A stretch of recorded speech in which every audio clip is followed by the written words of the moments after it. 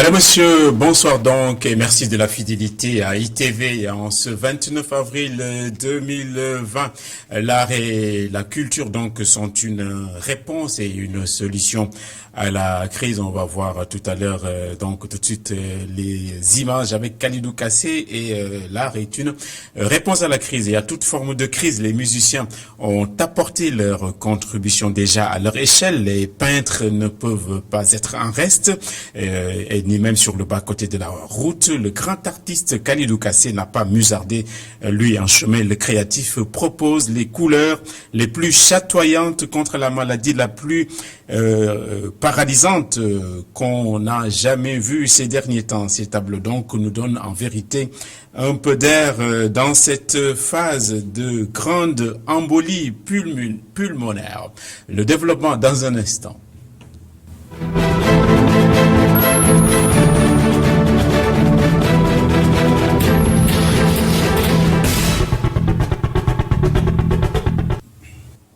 Voilà, un peu de culture donc en ce début de journal, l'idéal esthétique du peintre artiste Khalidou Kassé qui se joint à la grande dynamique de mobilisation et de lutte contre le virus donc du coronavirus. Sa création est un hymne et un appel à l'union sacrée et à la concorde nationale face à ce grand danger. L'évocation et tous les tableaux de Khalidou Kassé sont répercutés ici par Sophia Ba et Mafalfal. Son nom résonne parmi celui des plus grands artistes peintres du Sénégal. Aujourd'hui, Khalidou Kassé a dévoué son œuvre la plus récente à une symbolique de la maladie du Covid-19 et de son impact dans notre société ainsi qu'à travers le monde. Je me suis dit qu'il faudrait penser à créer une œuvre qui parle à la conscience collective. Parce qu'analyser le problème du Covid-19, je devrais le voir sous un autre angle, en disant qu'est-ce qui s'est passé pour que le monde s'arrête tout d'un coup. Il n'y a plus d'avions, il n'y a plus d'aéroports, il n'y a plus de bateaux, il n'y a plus rien du tout. Les gens ont peur même d'aller vers leur propre famille. Donc c'est un problème, c'est un signal divin, à mon avis. Je me suis dit, je parle des religions révélées pour rappeler encore toujours à la conscience collective que Dieu nous parle à travers cela pour être encore plus solidaires. L'artiste nous dévoile l'ensemble de son processus de création qui reste très particulier en cette période de crise sanitaire. Il fallait penser à créer une œuvre qui parle non seulement de ces gestes barrières par rapport à ce grillage que vous voyez ici, parler un peu de la communauté où l'œil nous regarde, nous suit partout, mais on ne sait pas qu'il est parmi nous, représenté par ces morceaux de tissu, mais montrer aussi une toile où les gens se saluent par des coudes ou par des pieds. Donc où va le monde? C'est une initiative qui suscite beaucoup d'intérêt, dont celui du ministère de la Santé et de l'Action sociale. Le Dr Baran Ndiaye, directeur de l'ONG AMREF, revient sur une collaboration inspirante entre le monde des arts et le corps médical. Nous, en tant qu'ONG de santé qui travaille dans le domaine de la santé, nous avons été interpellés pendant cette crise, pendant cette pandémie, et il fallait véritablement, vu notre expérience, vu notre responsabilité, vu notre vision dans le domaine du développement et de la santé, s'engager. Et cet engagement, nous le faisons aux côtés de bonne volonté. L'expression artistique et la créativité restent un remède efficace pour la santé de tous. On va rentrer dans le dur maintenant. Le Sénégal comptabilise quelques 1700 officines de pharmacie sur son territoire national et c'est le décompte d'un médecin donc qui a été fait lors de son passage chez Alassane Samba Diop ce matin. Il s'offusque donc que le Sénégal ne dispose pas de sa propre industrie pharmaceutique qui lui permettrait de fabriquer et de commercialiser des médicaments. Donc, Mme Abdoulaye Kassé a recueilli les propos teintés de lucidité du médecin. On va l'écouter. Nous représentons un effectif de presque 1700 pharmaciens, dont les 1200 sont presque implantés au niveau du secteur privé, avec 500 qui sont au niveau du secteur public. Donc, il n'y a pas de raison que l'État puisse quand même s'appuyer sur ce dispositif d'experts de médicaments pour pouvoir développer sa politique de l'industrie pharmaceutique. C'est une exigence. On ne peut pas continuer à être dépendant Et je pense que ce sera au bien-être des populations. Je dois commencer, manifester une volonté politique, travailler de concert avec les experts du médicament, les spécialistes du médicament, qui en fait se sont déjà engagés vers cette voie-là. Parce qu'il y a déjà 2 industries qui sont en train de se créer. Il suffit tout simplement qu'elles soient accompagnées convenablement par l'État pour que quand même cela puisse refléter ses attentes. Donc c'est fondamental. Les pays du Maghreb, c'est ça qui leur a valu un niveau de prise en charge à plus de 50% par rapport à leurs besoins en médicaments. En Europe, c'est la même chose. Donc il n'y a pas de miracle par rapport quand même à l'éventualité d'une politique de l'industrie pharmaceutique. Et à côté du médecin moderne, on a reçu également un phytothérapeute, c'est complémentaire, qui est passé aussi bien à iRadio qu'à ITV. Il a parlé des potentiels remèdes contre le virus qui est en train de circuler dans le monde entier, en signifiant que le Sénégal dispose déjà d'une plante miraculeuse qui s'appelle le soigne-tout et qui peut être fort utile en ces moments. En outre, le président des médecins traditionnels a soutenu que les lobbies de par le monde vont tout faire pour s'aborder l'artémisia malgache. On écoute son intervention recueillie ici également par Mame Abdoulaye Kassé. Donc, toutes les plantes qu'on utilise contre les virus, alors, sont presque associées à cette artémisia qui est cultivée au Sénégal depuis des années. Donc, au Sénégal, on a des plantes qui peuvent nous soigner à la place de artémisia, comme une plante qu'on appelle soigne-tout. C'est une plante qui est très célèbre dans le traitement de paludisme, de la grippe, des fièvres, n'est-ce pas, des traitements de maux de ventre, des traitements des voies respiratoires. Et elle est polyvalente, cette plante-là. Si on l'utilisait, je crois qu'on peut oublier ce artémisia qui est étranger au Sénégal.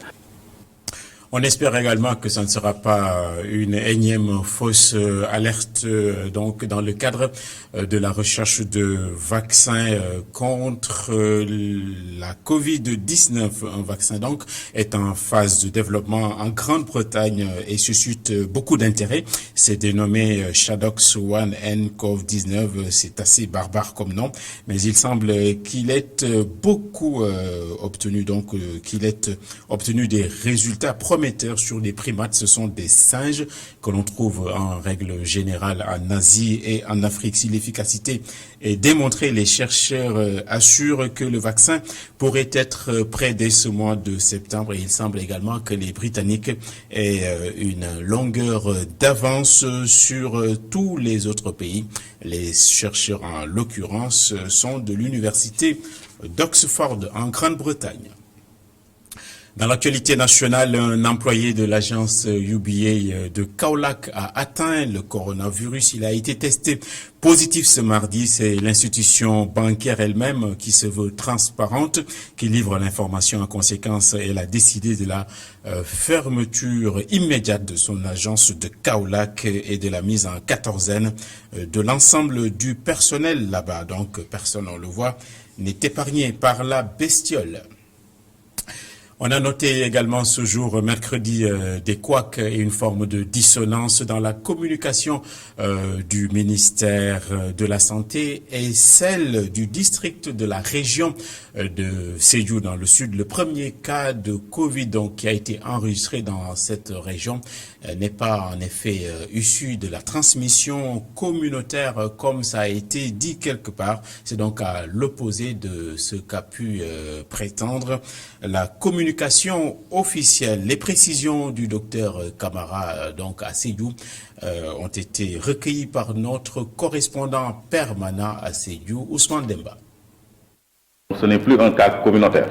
On a identifié exactement la zone et précisément la personne qui l'a contaminé au niveau de la région de Louga. Donc ce n'est plus un cas communautaire, c'est pas contracté à Sédhiou, c'est un cas contact qui est importé de la région de Louga. Les tests ont permis de retracer l'itinéraire de cet homme qui, après avoir quitté la région de Louga le 4 avril, s'est rendu à Dakar avant de joindre la région de Sédhiou le 5 avril, après avoir pris au moins 3 véhicules cette place, 2 motos Jakarta et un véhicule clando. Ainsi, il a voyagé en plusieurs étapes, en passant par Padoua, Diamniadio, Tchadjaï, Fatick, Kaolack, Keur Aïb, Soma, Senoba, Madina Wandifa et son village à Sédhiou. L'investigation a également permis d'identifier 109 contacts à haut risque qui ont tous été testés. Parmi ces derniers, 25 sont revenus positifs avec 8 enfants âgés de 2 mois à 11 ans et habitant tous le même village. La recherche de cas contacts continue et d'autres prélèvements sont en cours. Le premier cas a été référé à l'hôpital de Kolda et les 25 autres sont actuellement pris en charge à l'EPS 1 de Sédhiou. Le comité régional de gestion des épidémies rappelle les mesures déjà prises, l'interdiction totale de tout transport par Jakarta, l'interdiction du transport fluvial, la désinfection de tout le village de résidence du malade, la désinfection des marchés de Sédhiou, la mise en place de 34 postes de contrôle frontalier et au niveau des zones stratégiques, l'achat de 3000 masques alternatifs par le CRGE à distribuer en priorité dans le village, enfin la mise en place du programme de distribution à domicile de kits de Covid-19 composé de savon, d'eau de javel et de 3 masques avec nos partenaires et l'État du Sénégal. Et il faudra aussi un jour que l'on nous dise combien de personnes sont placées en quatorzaine dans nos hôtels. C'est un élément de clarté. En attendant, on va réécouter la communication quotidienne du ministère de la Santé ce mercredi. 557 Covid de plus sont en admission dans nos différents hôpitaux et 2 cas graves suscitent des inquiétudes. On écoute encore la directrice de la santé. Sur 800 tests réalisés, 59 sont revenus positifs, soit un taux de positivité de 7,37%. Les tests positifs sont répartis comme suit. 51 contacts suivis par nos services. 8 cas issus de la transmission communautaire et répartis dans les endroits ci-après. Padoua 1, Touba 1 et Thiès 6. 19 patients hospitalisés ont été contrôlés négatifs et déclarés guéris. Au centre de traitement de Dalal Jamm, 12 guéris, Diamniadio 4 guéris, Fann 1 guéri, Kolda 1 guéri et Saint-Louis 1 guéri. 2 cas graves sont pris en charge dans les services de réanimation de l'hôpital principal. L'état de santé des autres patients hospitalisés est stable. À ce jour, 882 cas ont été déclarés positifs, dont 315 guéris, 9 décédés, 1 évacué et donc 557 sous traitement. Le ministère de la Santé et de l'Action sociale exhorte les populations au respect strict des mesures de prévention collective et individuelle, les gestes barrières.